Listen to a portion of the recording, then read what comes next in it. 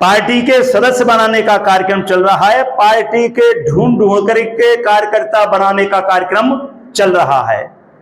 इसी की जिम्मेदारी हमारे साथियों ने ली थी। क्या आप इस पार्टी के कार्यकर्ता बनना चाहते हैं? क्या महापुरुषों की विचारधारा को पूरा करना चाहते हैं?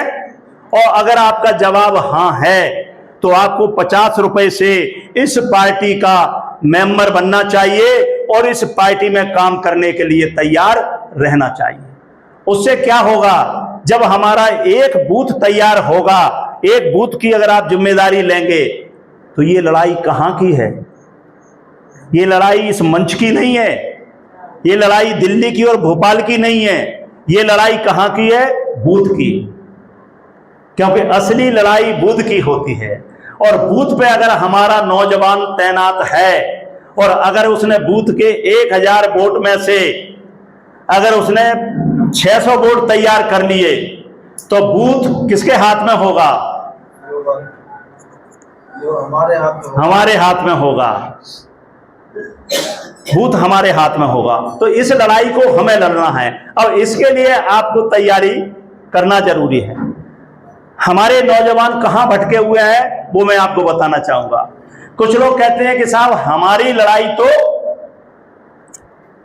जहां घटना हो गई है वहां एफआईआर दर्ज कराने की है, तो दौड़ करके लोग वहां जाएंगे और जाकर के एफआईआर दर्ज कराते हैं। एफआईआर दर्ज करने से क्या हमें न्याय मिल जाएगा? 5 करोड़ केस पेंडिंग हैं पूरे देश में। एफआईआर दर्ज कराने के बाद उन्हें न्याय नहीं देना है तो तुम्हारा केस कोर्ट में पेंडिंग हो जाएगा और न्याय के स्थान पर आपको क्या मिलेगा? अगली तारीख मिलेगी।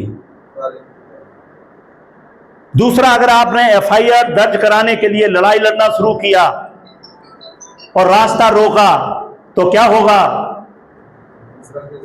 दूसरा केस लग जाएगा। और इसी तरह से हमारे देश में आज लाखों युवा जेल के अंदर हैं।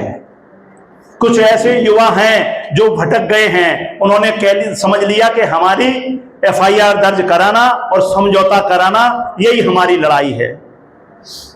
साथियों, मैं आपसे कहना चाहूंगा कि एफआईआर दर्ज कराना और समझौता कराना बाबा साहब का आंदोलन नहीं है। बाबा साहब का आंदोलन था कि ये देश में ऐसी व्यवस्था है और इस व्यवस्था को हम ऐसी करना चाहते हैं। किसके माध्यम से? संविधान के माध्यम से। इसलिए बाबा साहब ने संविधान बनाया और सारे हक और अधिकार आपको संविधान में दिए। संविधान लागू हो गया तो संविधान तो आपको बराबरी का हक अधिकार देता है, लेकिन समाज में ये जो व्यवस्था बनी हुई है वो तुमको अधिकार नहीं देती। तो इसके लिए क्या करना पड़ेगा?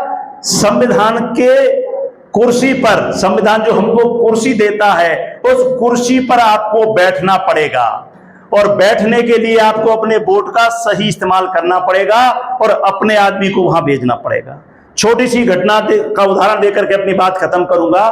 राजस्थान की एक घटना है, भरतपुर की। वहां चमार समाज के लोग इकट्ठे होकर के पहुंचे और साहब से शिकायत की कि साहब हमारी एक परेशानी है। बोले क्या परेशानी है?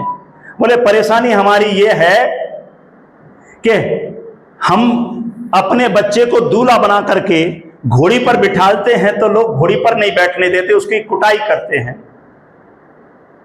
साहब ने कहा कि कुटाई करते हैं तो तुम क्या चाहते हो?